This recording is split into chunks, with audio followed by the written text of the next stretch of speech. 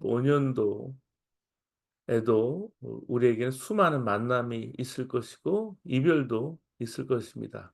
인생은 만남의 연속입니다. 하나님이 우리를 역사의 무대에서 그리고 몸된 교회에서 만나게 하신 것도 주님의 특별한 계획입니다. 사랑하는 여러분, 여러분 지금까지 어떤 만남을 가져오셨습니까? 좋은 어른이나 선생님을 만난 사람은 행복하죠.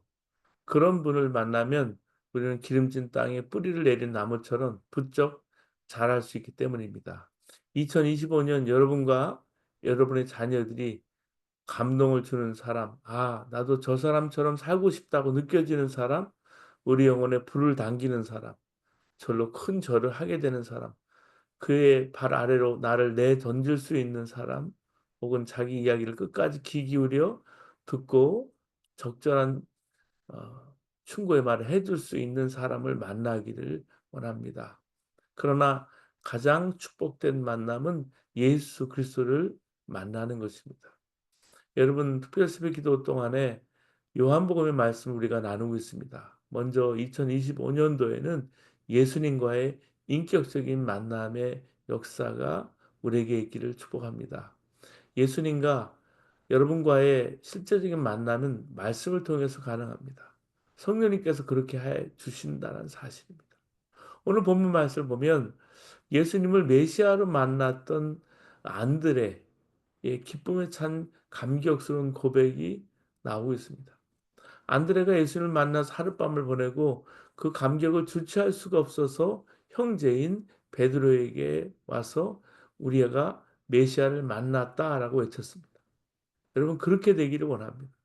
예수님을 만난 것이 얼마나 놀랍고 실제로 내 안에 예수님 살아계신 것이 너무 감격스럽고 그 예수님이 내 삶의 주인이 되신 까닭에 이제는 더 이상 두려워하지도 않고 염려하지도 않고 정말 예수님 한 분을 만나는 것만으로 충분하고 항상 기쁘고 항상 범사에 감사하고 늘 주님과 기도가 되는 그런 사람들이 되셔야 합니다. 예수를 믿으면 그렇게 되어야 합니다. 안드레가 예수님을 처음 만났을 때 누구도 예수님에 대해서 들어보지 못했어요. 예수님의 공생애가 막 시작되려는 그런 순간이었기 때문입니다. 근데 안드레는 어떻게 예수님을 메시아로 만날 수 있었을까요? 여러분 그 점에 초점을 맞춰서 오늘 말씀을 보시기 바랍니다. 본래 안드레는 세례 요한의 제자였죠. 근데 어느 날 세례 요한이 이상한 말씀을 하는 거예요. 어떤 사람이 세례 요한에게로 나오는데 그분이 메시아라는 사실. 보라 세상 죄를 지고 가는 하나님의 어린 양이로다. 그러면서 지금 그 사람 머리에 성령이 임하셨는데 하나님께서 어떤 사람에게 성령이 임하는 걸 보면 그가 메시아인 것을 알라라고 하셨다는 거예요.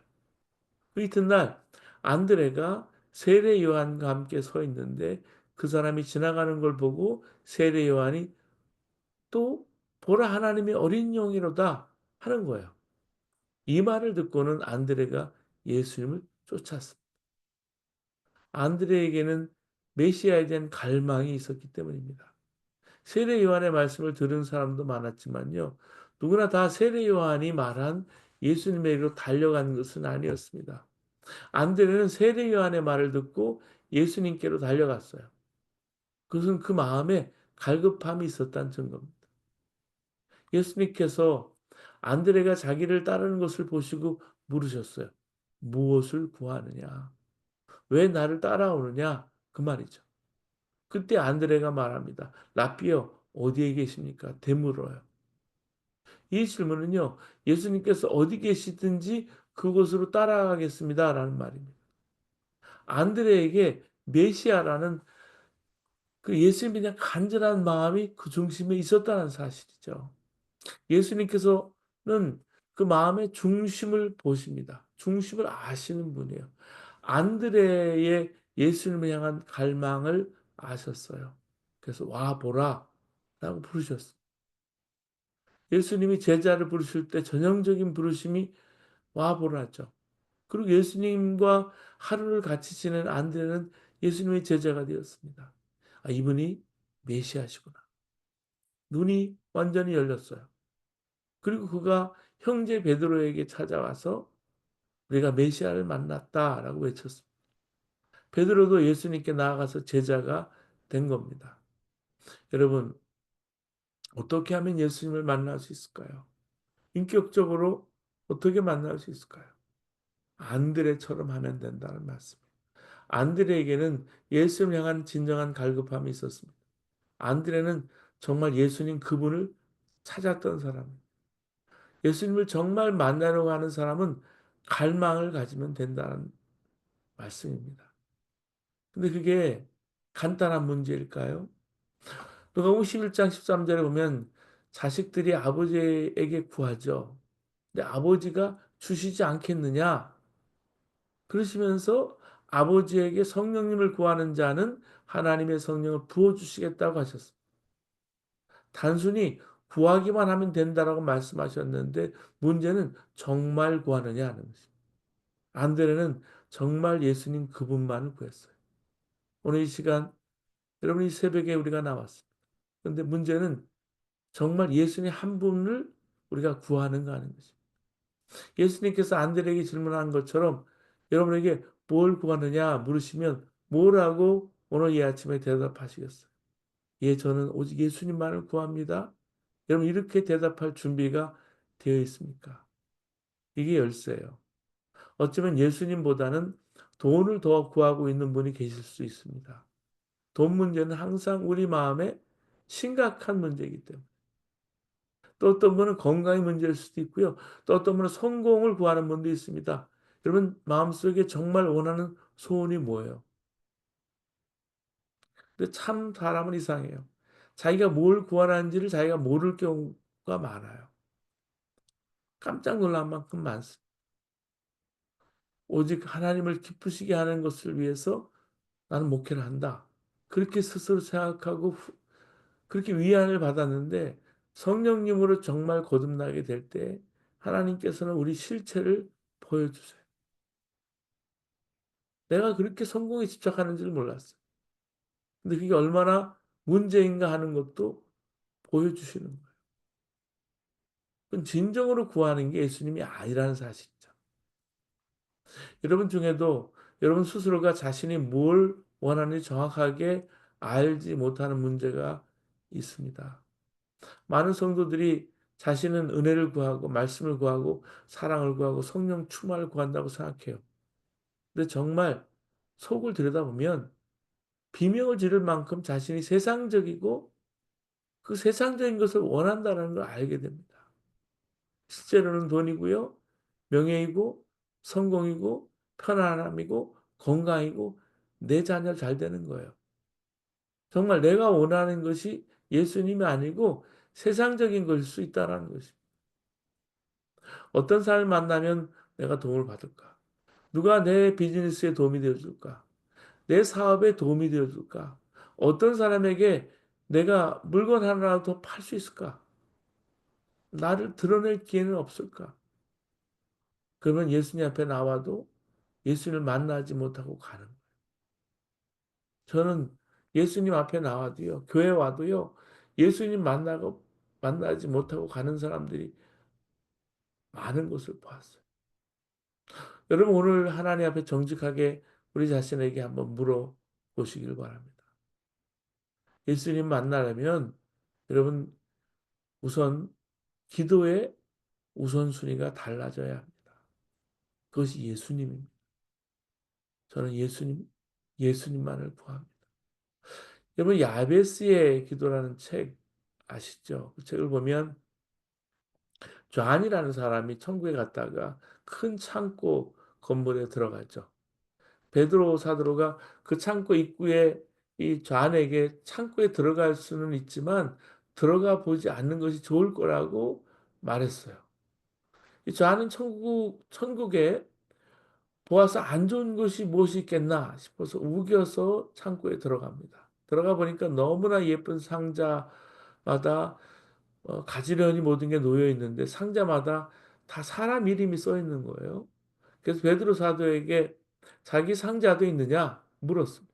베드로가 물론 있다라고 말하자 저는 자기 이름이 있는 곳으로 뛰다시피 달려갔습니다. 그 상자 안에는 뭐가 들어있을까? 너무나 보고 싶어서 자기 이름이 붙은 상자를 찾아서 이제 풀어봤더니 거기에는 상상하지도 못한 귀한 것들이 있었습니다. 저 안이 속상해서 이것이 내 거라면 내가 세상에 있을 때 하나님이 내게 주시지 않았습니까? 왜 이 상자 안에 이런 것들이 그냥 들어 있습니까? 그때 베드로가 대답했어요. 이 상자에 있는 것들은 하나님께서 너에게 주려고 계획하셨던 것이네. 그런데 네가 구하지 않아서 줄 수 없었던 것이라네. 그래서 내가 보지 않는 것이 더 좋을 거라고 하지 않았나.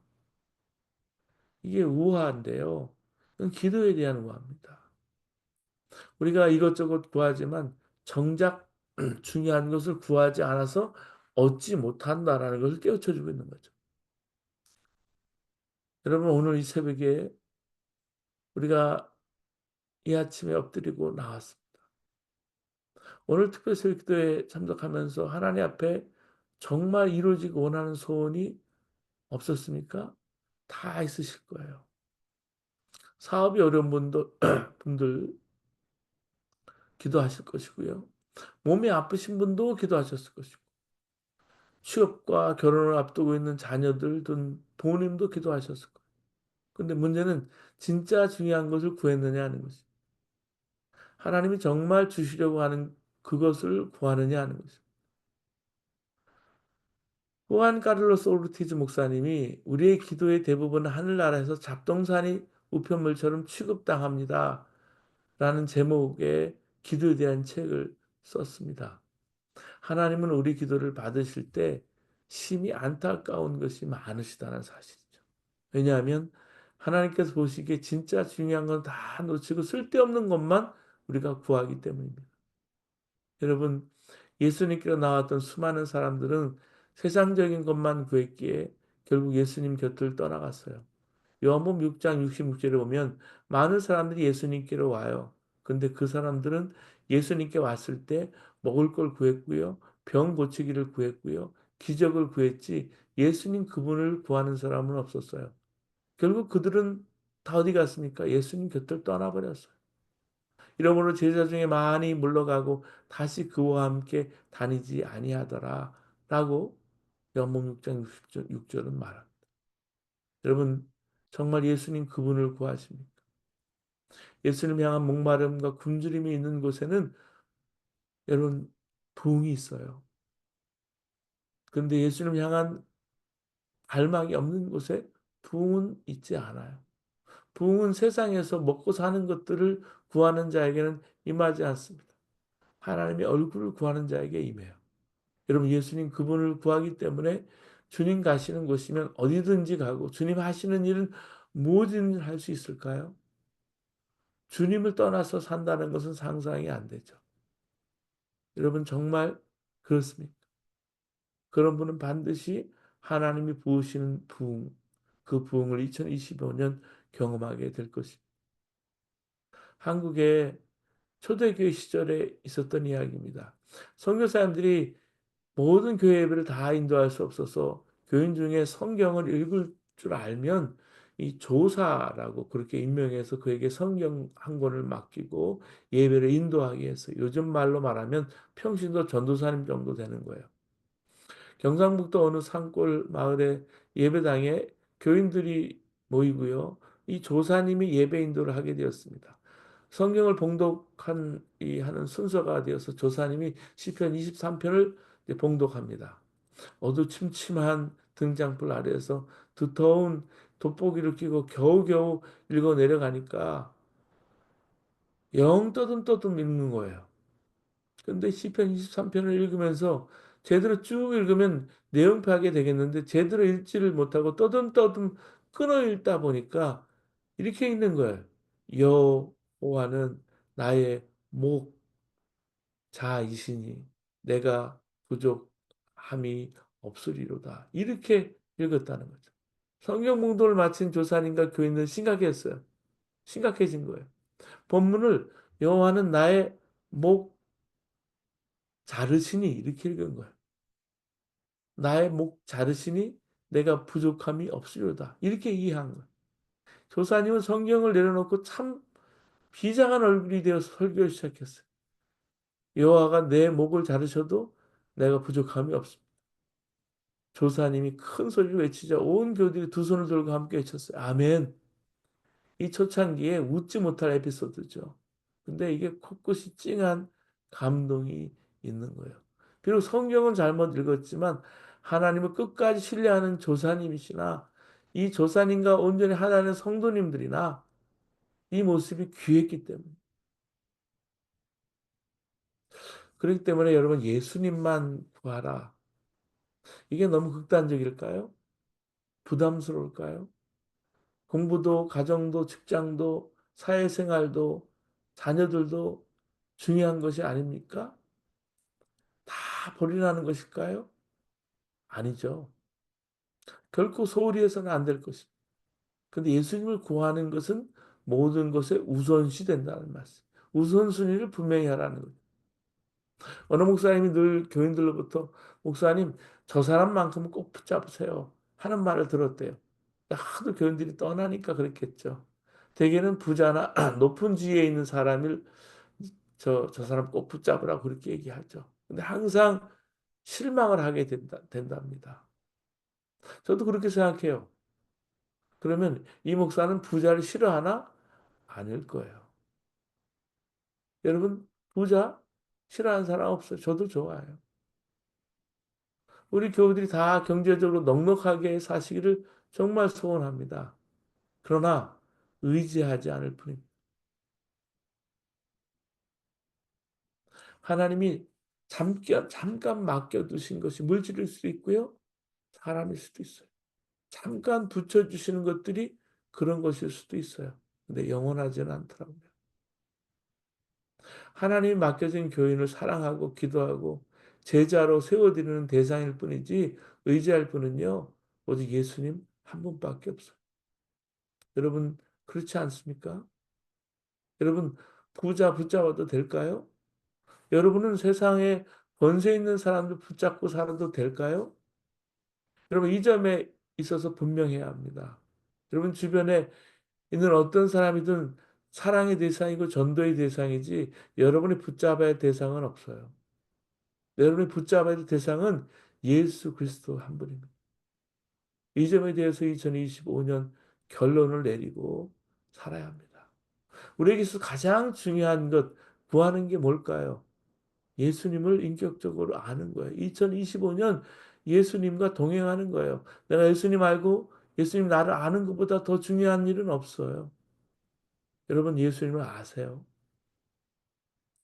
토마스 아퀴나스에게 하나님은 너는 뭐든지 내게 구하라고 하셨습니다. 그때 주님 나는 예수 그리스도 외에는 아무것도 원하지 않습니다. 라고 대답했다고 해요. 예수님을 아는 것은 생활과 동떨어진 영적인 것일까요? 아니에요. 우리의 모든 삶의 영역에 엄청난 차이를 가져오는 게 예수님 아는 거예요. 그럼 만약에 베드로나 안드레가 정말 돈을 원했고 명예를 원했고 어떤 권세를 원했다면 아마 그들은 우리 기억 속에 있지도 않을 거예요. 예수님을 만난 안드레는 즉시 형제 베드로를 주님께로 인도했습니다. 베드로는 장차 안드레보다 더 귀한 사도로 쓰임을 받게 되죠. 예수님께서는 시몬에게 시몬이라 하지 않고 게바라 하리라 하셨습니다. 여러분 게바라는 말은 반석이라는 뜻이에요. 그래서 베드로라는 이름이 생긴 거예요. 반석, 더 락. 너는 게바라 불리어야 한다. 예수님은 시몬의 깊은 곳에 있는 반석을 보셨어요. 하지만 그것은 감춰져 있었습니다. 마치 돌덩이 속에 숨겨진 옷과 같은 거예요.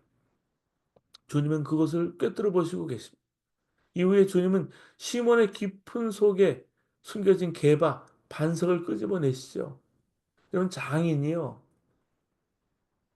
이 돌덩이 속에 숨은 옥을 결을 따라 다듬고 불필요한 거 덜어내고 갈아서 광택을 내면서 빛깔을 드러냅니다. 그 과정에서 공을 들이고 정말 품이 들어가요. 예수님 바로 우리들 속에 있는 가장 아름다운 것을 이끌어내는 그런 장인 것 같은 분이세요. 때로는 고난과 시련을 여러분 2025년 만날 수 있어요. 그럼 불구하고 주님은 결코 실패하지 않습니다. 포기하지 않습니다. 당신이 겪으신 고난을 통해서 부활의 길을 닦아내세요. 베드로도 온갖 어려움 속에서도 주님을 떠나지 않음으로써 결국은 반석이 됐어요. 주님은 이미 우리 속에 있는 최고의 것을 꿰뚫어 보셨어요. 그리고 우리 삶의 모든 경험을 숫돌로 삼아서 우리를 연마하고 계십니다. 이 믿음이 있기에 행복한 거예요. 여러분, 베드로에게 장차 개바가 되라. 장차라는 말이 중요하잖아요. 지금은 초라한 거예요. 아무도 알아주지 않고 보잘것 없어요. 앞으로 개바, 베드로라는 놀라운 사도가 될 거라 이렇게 말씀해 주고 있어요. 베드로는 예수님의 그 부르심에 따라갔어요. 예수님은 베드로를 보고 와보라고 말씀하시고 현재를 보지 않고 베드로 외모를 보지 않았어요. 베드로를 이 베드로를 예수 그리스도 안에서 누리게 될 복된 미래를 보신 거예요. 예수님께서. 우리가 예수 그리스도 안에 가져야 할 소망이 여기 있습니다. 지금은 내가 전부가 아닙니다. 예수님 안에 우리의 복된 미래가 있어요. 그렇기 때문에 오늘 우리가 어떤 모습을 하고 있든지 낙심하거나 포기하지 말고 예수님을 만나시기 바랍니다. 안드레가 예수 그리스도를 체험한 것처럼 그가 과감하게 예수님을 따라 나셨기 때문에 예수님 당시 모든 사람들이 예수를 통해서 병 고침 받고 구원을 경험한 게 아니죠. 갈급한 자가 예수님 만나고 병 고침 받았어요. 구하는 것이 예수님 한 분이기에 예수님 체험하는 것입니다. 만나는 거예요. 여러분, 예수님이 아직도 막연한 대상입니까? 처음엔 다 그런 단계부터 주님과 알아갑니다. 그러나 부르짖을 수는 있지 않습니까?